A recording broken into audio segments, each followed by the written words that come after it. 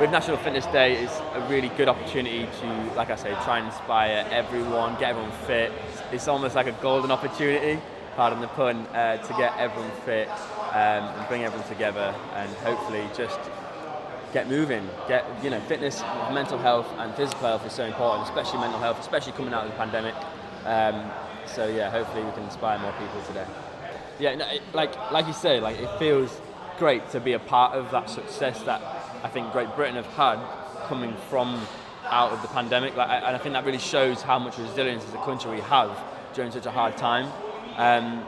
And like I said, surely it's that inspiring. You just want to go and get out and go to the gym or do something.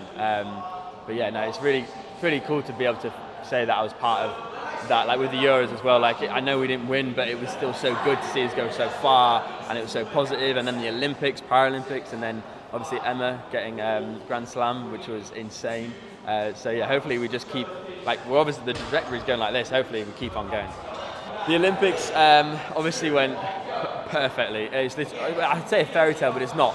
There was a lot of hard grit that went behind the scenes that no one ever sees, and it wasn't easy at all.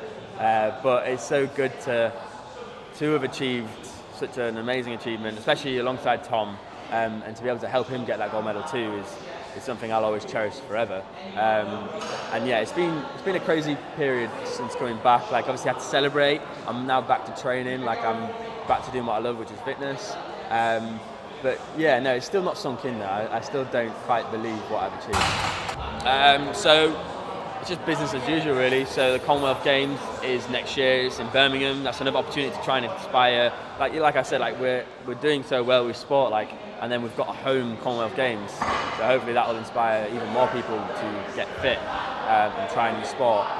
So we've got that. I hope to go there. Then we've got the World Championships as well, and then obviously 3 years down the line we've got the Olympics, which is something definitely on my radar. I'd like to mainly concentrate on synchro and individual this time, because obviously me and Tom got the synchro medal. I'm not sure what Tom's doing, if he's going to carry on or not. He hasn't given me any clues yet, but I'm just letting him decide about that.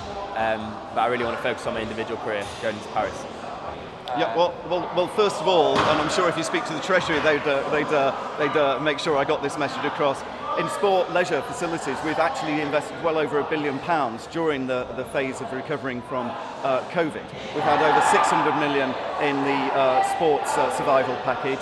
The National Leisure Recovery Fund, over £100 million there, and that's actually opened 1,100 swimming pools, for example, enabled them to reopen, as well as the money that Sport England has been putting into helping sport and leisure at grassroots level. And that money continues because, of course, Sport England have got investment money throughout the year. So a lot will be ongoing, and I'm talking to UK Active about other ideas and other measures as well. So we've already delivered some money, but yes, we'll continue to work with the sector. But I would say, look, there's never enough money to go around. I know there's lots of demands, but actually we've actually done what we can already to support the sector. I mean, to the tune of over £1 billion. That's direct support, never mind about all the other support with furlough loans and other schemes.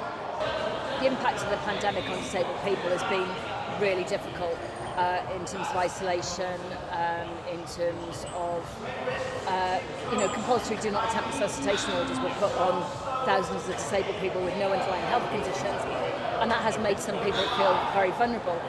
There's been some positive things in terms of online working, which has been great for disabled people, but actually now a real focus needs to be on disabled people either getting back to work or having the opportunity to be in work, and physical activity is a really important part of that as well. And I mean, it's amazing, coming back from Tokyo to see the Paralympic team do so well, but disabled people need to have the opportunity to be not very good at sport as well.